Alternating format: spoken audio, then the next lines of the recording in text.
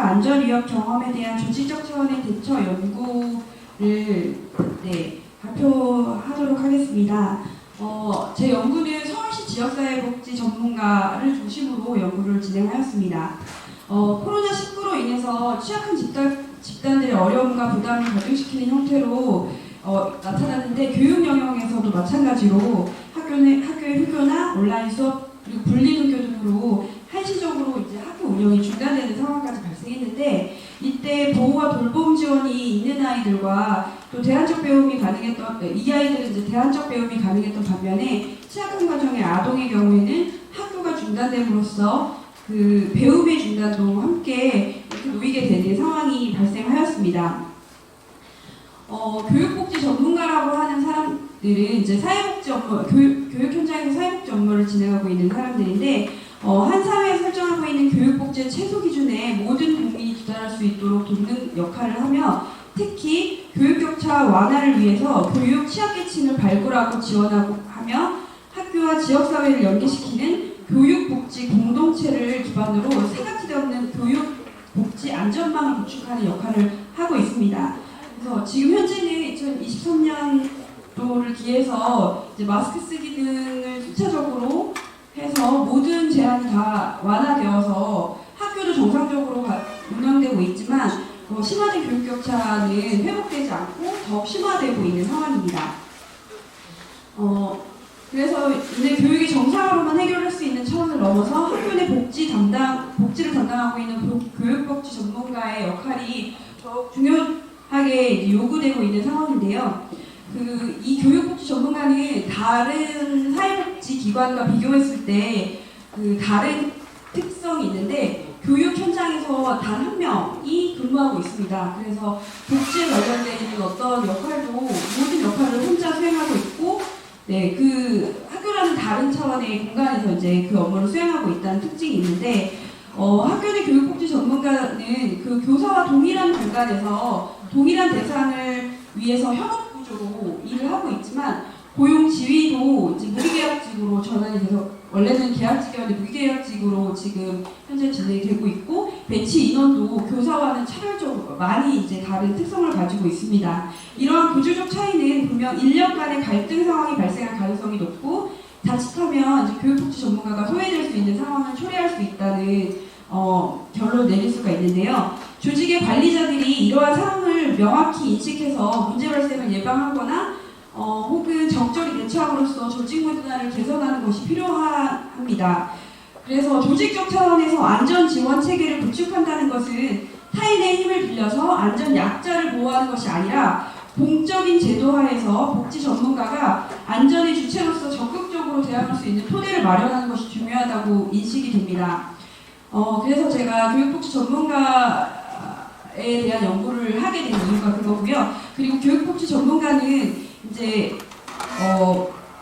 다른 기관의 그 사회복지 전문가들과 비교했을 때도 임금이나 기타 제수당, 그리고 복지제도에서의 차별, 직장에서 생활에서도 노동환경의 낮은 만족도, 부당한 처우, 이런 것들을 겪고 있고, 그리고 2013년도에 이제 인권위원회에서 조사한 그 사회복지사들, 전체 사회복지사들에 대한 연구 결과에 의하면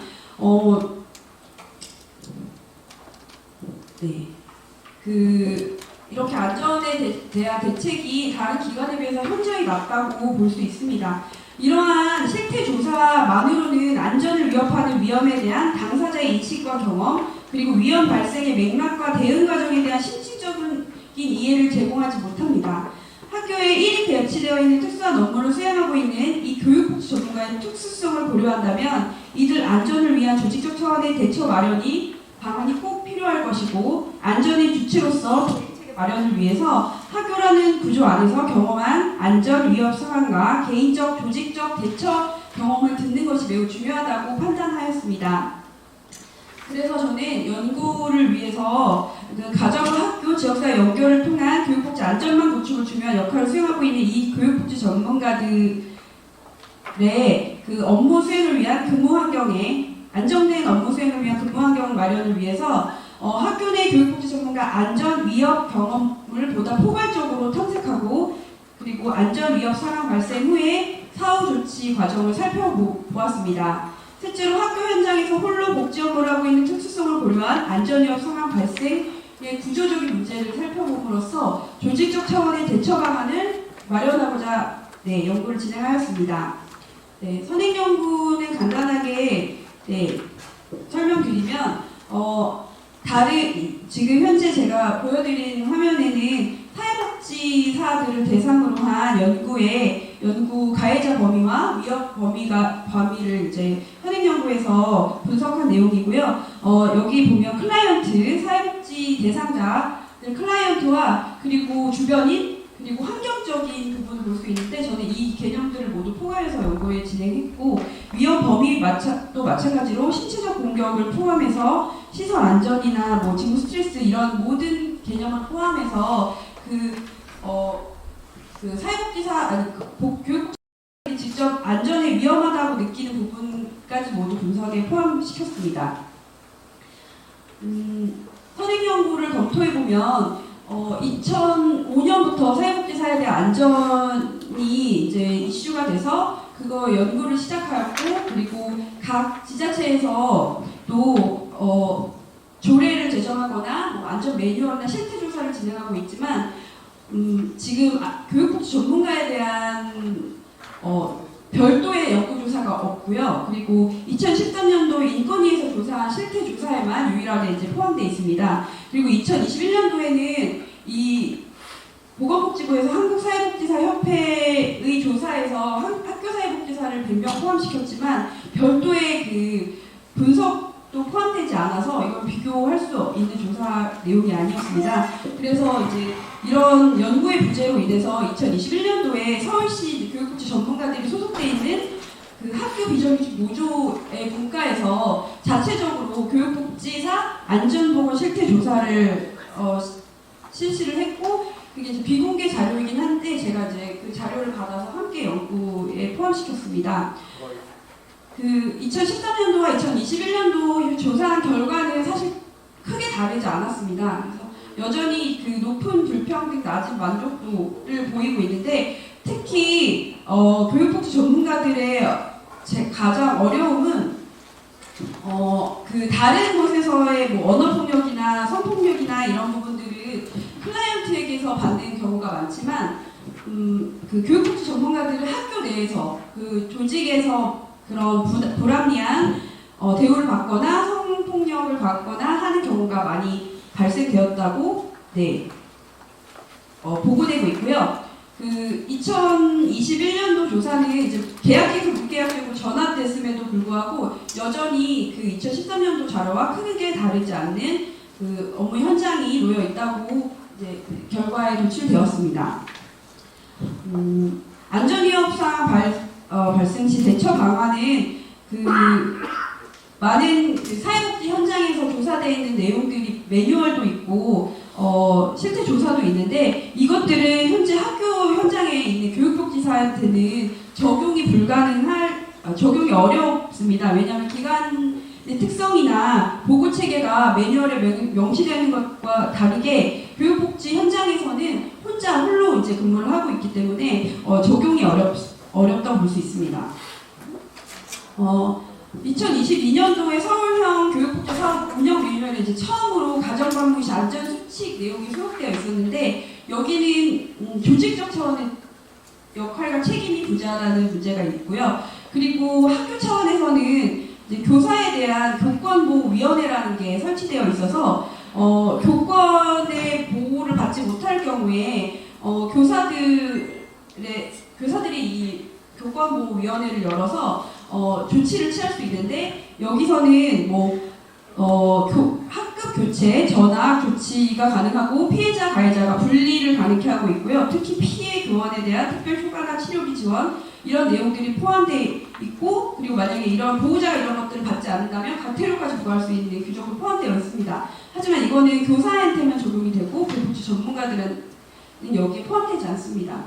저는 이제 신측 인터뷰를 통한 실적 사례 연구 방법을 사용하였고요. 그 분석 자료는 이제 사례내 분석과 사례간 분석을 진행하였습니다.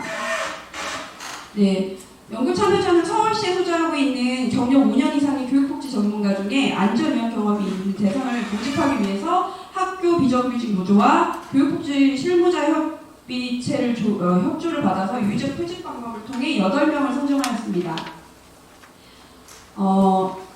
면접 내용은 교육복지 전문가 직무와 안전위험 경험, 그리고 개인적 차원에서 어떻게 대처했는지, 조직적 차원에서 어떤 대처를 받았는지, 새로운 안전대책 방안은 어떤 거를 모색하면 좋을지, 그리고 특히 가정방문 시 발생할 수 있는 안전위험 경험에 대해 질문을 했는데, 가정방문 시는 낯선 곳에 낯선 이들을 처음 만나는 위험 요소가 굉장히 많이 존재하고 있는 곳이기 때문에 특별히 이 가정방문에 대한 질문을 하였습니다.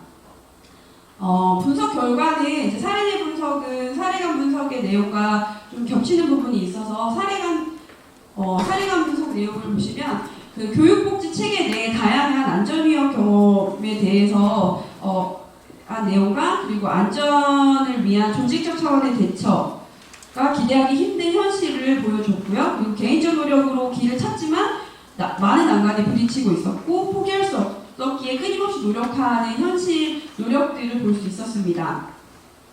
먼저 언어적 위협이나 스토킹이 발생할 경우에 언어적 위협의 경우에는 대부분 너무 흔하게 발생하고 있었고 스토킹은 이제 뭐 학부모를 통해서 많이 이제 연구 대상자의 인터뷰에서는 이제 뭐 전화나 직접 찾아오거나 하는 문자 협박이나 이런 내용들이 많았고요. 그 개인적인 대처가 대부분이었고 이거는 학교에나 뭐 교육적 차원으로 보고가 되지 않는 경우가 대부분이었습니다. 그리고 신체적 위협이 있을 경우에는 대부분 학교나 교육청 차원으로 보고를 진행하였지만 정작 학교나 교육청에서는 특별한 방법이 없다는 답변을 받는 경우가 대부분이었고 그리고 그 교사와 차별적으로 교사와 같은 상황이 됐을 때는 차별적으로 교사는 이제 보호 체계가 있었고 또 교육복지 전문가는 그런 체계가 없는 부재한 상태라는 이야기를 들었습니다. 그리고 성적 위협 같은 경우에는 학부모나 가정방문 시에 이제 많이 발생하였습니다. 이에 대한 대책도 없었습니다. 그리고 제일 많이 발생하는 게 관리자를 통한 차별과 학교 내에서 부당한 대우를 받는 경우가 가장 많이 인터뷰한 전체 8명의 인원이 모두 이렇게 얘기를 했고요. 거기에는 이제 학교에서 차별이 발생하는 경우에는 지속적이고 주기적으로 발생하고 있었습니다. 교장이나 교감 선생님, 담당 부장 선생님의 관리자를 통한 차별적 대우로 인해서 업무에 많은 지장을 주고 그리고 행정 업무를 미뤄서 맡기거나 그거를 거부할 경우에는 퇴직을 받거나 일을 떠넘기거나 아니면 무시하거나 이런 상황들이 많이 발생했습니다. 학교에서는 이제 어디에 물을 곳도 없고 이야기 나눌 수도 없는 답답함을 호소했었고요. 전문가로서 인정받지 못하는 부분 때문에 이 모든 것이 발생한다고 생각하고 있었습니다. 그러니까 복지에 대한 그 이해가 없기 때문에 학교 현장에서는 복지 업무가 중요하게 다뤄지지 않고 그에 따라서 교육복지 전문가도 전문가로서 인정받지 못하면서 업무에 대한 배제들도 많이 이제 일어나게 되었고요. 차별적 대우로 인해서 느끼는 좌절감도 많이 있었는데 그 코로나 상황이나 그 감염병 그 기상특보 같은 경우에는 교육청의 공문을 통해서 다른 이제 교사나 학생들은 학교에 등교하지 않도록 공문을 내리지만 교육복지 전문가들은 등교를 하도록 이렇게 공문을 내리기도 하는 상황이 놓여 있었습니다. 동료들도 같은 어려움이 있지만 이 학교라는 폐쇄성 때문에 공식적으로 논의할 수 있는 장이나 쉽게 이야기를 하지 못하는 상황이 발생했고요. 그래서 개인적 노력을 통해서 이런 것들을 이제 대응 방법을 찾지만 결국에는 이제 나의 안전은 가장 뒤에 놓여 있었고요. 그리고 그 사회복지 사람은 이제 그 직업적 특성상 이 안전 문제가 발생해도 이것을 스스로 해결해야 되고 해결하지 못하면 그건 업무 능력이 부족한 것으로 몰리는 경우도 많이 발생했습니다. 개인적으로 이제 법적 조치를 마련하거나 할 때 학교에서 그거를 제재 조치를 받기도 하는 상황도 있었습니다. 네네. 네. 결론은 앞에서 이야기한 것 같이 많은 다수의 그 안전 위험을 겪고 있었고 연구 참여자 모두가 교육복지 전문가를 위한 안전대책 마련이 시급하다는 의견이 있었고요. 그리고 결론적으로는 조직적 차원의 대처는 받은 경험이 없다, 전무하다라는 결론이 나왔습니다. 그래서 이제 재원을 말씀드리면 교육복지 전문가 의견 수렴을 체계적으로 의견 수렴 마련을 위한 체계적인 그 구조 보고 절차나 체계화를 시키는 것이 중요하고, 그리고 교육복지 전문가 직무 연수 내에 안전에 대한 교육이나 그런 공론화를 할 수 있는 장을 마련할 필요가 있고요. 그리고 슈퍼비전 체계 마련 구축도 필요하다. 1인이 이제 배치되어 있기 때문에 특성을 고려해서 슈퍼비전 체계 마련이 중요하고, 그리고 중요한 거는 이제 제일 중요한 건 학교 내 교육복지 담당 관리자의 교육복지에 대한 이해 강화 교육이 필요하다고 제안해왔습니다. 시간 관계상 이제 발표를 마치도록 하겠습니다. 짧은 시간 동안